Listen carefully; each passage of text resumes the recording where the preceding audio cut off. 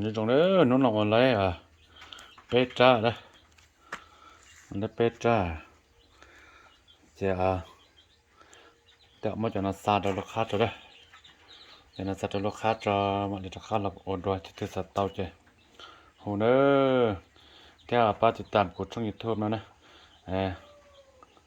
อย่ามองดูว่าจันตอนนะจะเตอหาสาวอยู่ละโหตบตัวนะบ่สต้องอย่าอ้อยีตัวชาวอ้อจีเด้อ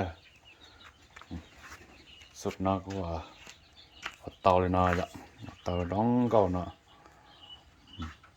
นั่นน่ะดูrõนะท่านดูเยอะสิ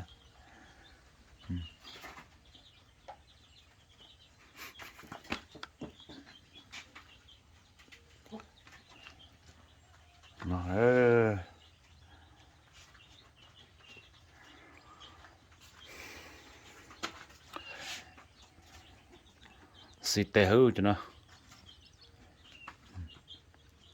เตจะสิเตซะนะ